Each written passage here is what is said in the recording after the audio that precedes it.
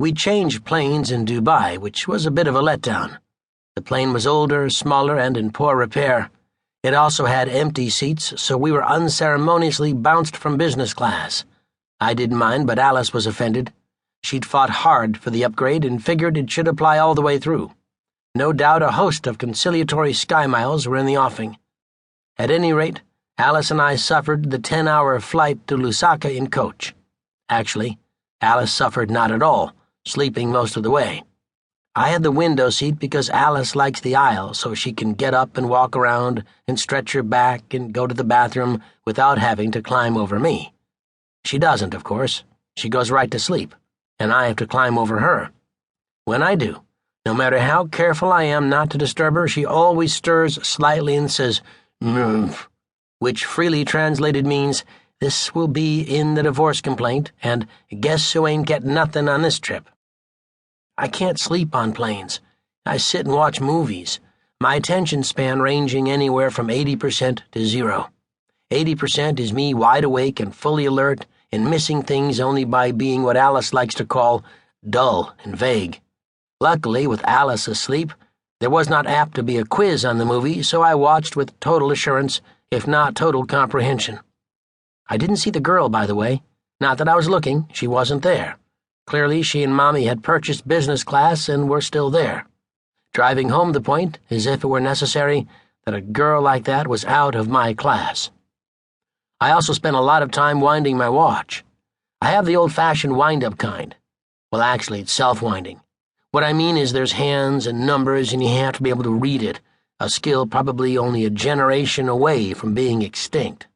Anyway, you don't have to wind it to keep it going. You have to wind the hands to set the clock. Dubai is 9 time zones ahead of New York, so I had to wind the watch ahead 9 hours. The watch doesn't wind well. The face looks at me as if to say, "What the hell are you doing?" The hands of time ground slowly, though exceedingly fine, and I managed to set the watch 9 hours ahead on the flight to Dubai. I had to set it 2 hours back on the flight to Lusaka, which blew my mind. The trip was long enough. Granted, there was no direct flight from JFK to Lusaka. I understood we had to fly somewhere else first. Still, did we have to overshoot it by 2 whole time zones? The mind boggled. Anyway, by the time we got to Lusaka, regardless of how many hours it took, it was daylight, and I had a wonderful view of the airport as we touched down. The terminal was long and flat-roofed.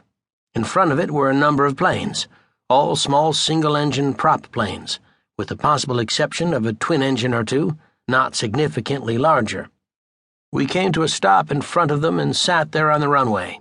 One huge 7-whatever number they were up to at the time, 7 jumbo jet, a giant queen bee among drones. I wondered if they had a ladder in the terminal long enough to let us exit. Not to worry. We walked down canopied stairs onto the runway. Inside the terminal, we were funneled through immigration. Our passports were not only stamped, but we were fingerprinted and had our eyeballs scanned. Apparently we passed because we were waved on to collect our luggage.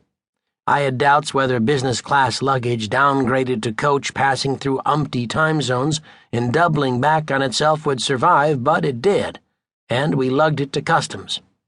Alice handed in the declaration sheet she had filled out on the plane, stating we were tourists and had nothing to declare, and they waved us through.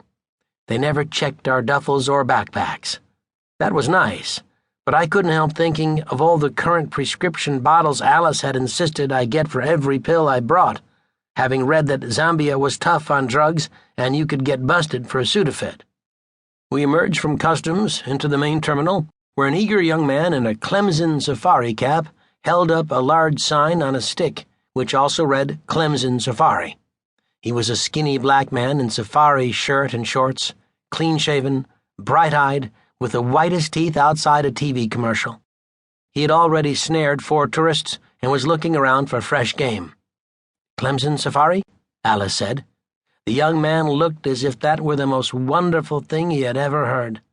I fully expected bells to ring, trumpets to blare, and a shower of confetti to rain down upon us as Alice was presented.